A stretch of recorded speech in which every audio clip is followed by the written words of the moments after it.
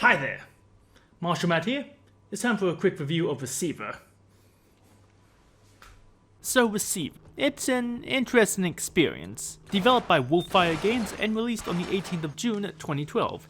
It started live as part of the 7-day FPS challenge, and it was then refined into a more proper game, which you can buy on Steam. And because it's on Steam, it also has workshop support, and I downloaded every mod for this review. Why? Because a review is the whole experience, and sometimes outside forces affect your opinion on the place. Should a review be disqualified because the theme park allowed me to bring in a bottle of whiskey and I decided to drink that bottle of whiskey in the bowl pit? Maybe. Is it unprofessional to do that? Yes, but I want to do it, so I'm gonna do it. So Receiver. You play as a person who is collecting capes in a randomly generated industrial environment. It's kind of hazy on why?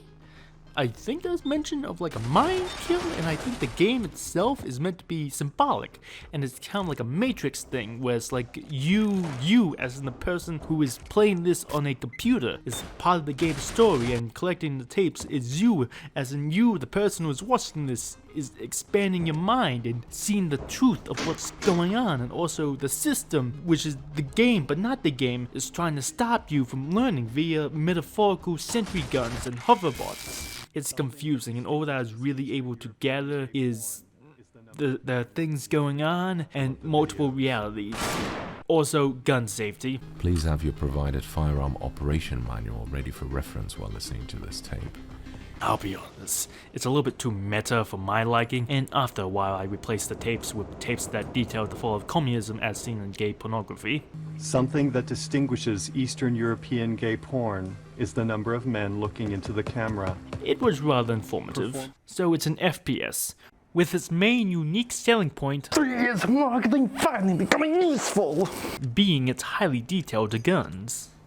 Not in terms of graphics, and everything is rather blocky, but instead, its gun mechanics. We're talking about needing to take out the magazine and put in each bullet manually. It's definitely more complicated than a standard game, but they do offer a handy button prompt layout, and honestly, after a bit you start to get a feel for the important buttons, with only occasionally dropping the mags. Shit. It does what few FPS games are able to do. Put you in the shoes of a regular Joe. What other game will put you in the position where you will accidentally die because you left the safety on? Turns out, if you give a gun to a person with zero training, they will do stupid stuff like forget to have an actual round in the gun chamber, or worse, keep cycling rounds in the gun until there's nothing left. You can do that, and the only person it helps is the robots. And you don't want to be helping those damn robots now, do you? And speaking of robots, let's talk about them. We only got the sentry gun and the hovering taser, but they make up for it by being massive pricks. These toaster bastards provide death in rapid form. One shot or one tase and you're dead. No second chances, or even an opportunity for a retry. It's even worse because there is a slight delay with the death. Enough time to notice the shot, go, oh shit, and then die. But what's even worse is that it feels like the robot's aim is just a little bit random. So you can have runs where you're dodging bullets like the world's fastest lobster. And then you can have moments where you just step in through a door and you're dead. The only warning you get is a beep. And if you're lucky, enough time to throw yourself out of the way of the lead truck. Of course, sometimes the game will just skip all this pretense and just kill you when you spawn. Now, this last bit may be from the modding, so make a note. To go with the hyper-realism that the game has been developing, the robots all have dynamic limb damage. Unfortunately, it's a whole less exciting than it sounds. Basically, you shoot the camera the robot has, and it can no longer see. Which means that depending on your aim, you can still die even after placing some lead extensions on the bots. But yeah, you won't be carefully disassembling the robots with buckshot. But shotguns are still the best way to deal with the robots. Who needs careful aim when you can throw 30 small balls of death at a robot. And speaking of guns, let's talk about them. I mean, they are the focus of it, and the game does offer 3 intricate and realistic guns. And we ain't using them, because I don't wanna. However, the Steam Workshop offers a nice variety of guns. We've got Tommy guns, rifles, revolvers, shotguns, high-powered glue launchers, and a Nerf pistol. Yeah, a Nerf pistol, which turns out a Nerf pistol does nothing against steel robots. This is important information, write this down. So your run is really dependent on what weapon you get. Each gun operates differently, as guns with mags you can have multiple, but you need to make sure that each one is filled with metal. Or you got revolvers where you don't need to worry about the mags, but now you got to eject the shells and you're often dealing with smaller capacity amounts. And some are wildly different. Like the rifle where you gotta do every step of cycling of the bullet. You gotta lift the bolt, pull the bolt, then push it back in, and move the bolt back down. Turns out trying to do something like that while being shot at or being chased by a flying taser, well, makes it a little bit hard. Who would have known? But my personal favorite is the double-barreled shotgun. It's very simple, with the only real worry being having shells in the gun.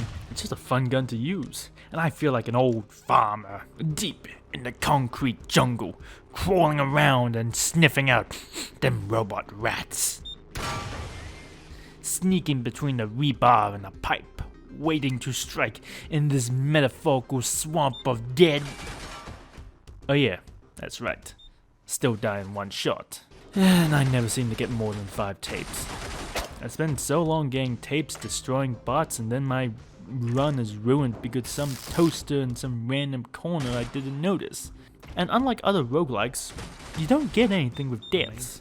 You don't get XP, which you can use to unlock perks, get access to new equipment or levels. I mean, I guess there is the knowledge learned from dying, but well, eventually you'll learn how the guns work, and where the sentries and the hoverbots are most likely going to be placed. But all it takes is one mistake, and you're dead. I've only been able to get, like I said, 5 tapes at the most. So yes, it does mean I haven't completed the game. I played enough to get a feel for the game, and I didn't really want to spend an extra, hour or 5 in order to complete it. I doubt my opinion would change, except I'd be a little bit more mad, and I don't want to be mad. I want to be chill.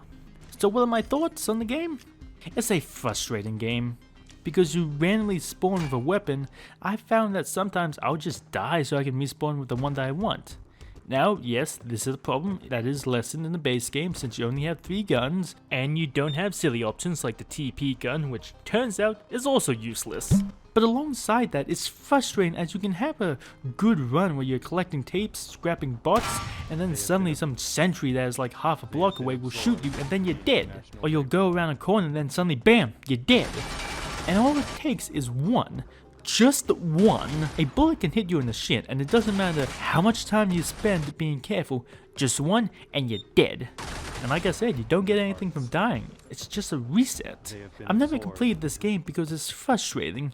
It's frustrating to go back to 0 every death, and then you try to rush to get back where you were, and you die again, but quicker, and then you get a gun you didn't want, but you do good, but then you die, and it keeps going and going and going. And sometimes you get like 3 tapes in the same location, so you think, this will be the one, this will be the run where I get it, but then you die because of hoverbot that you shoot, but you hit some non-essential bit, so it still came at you, and it kills you.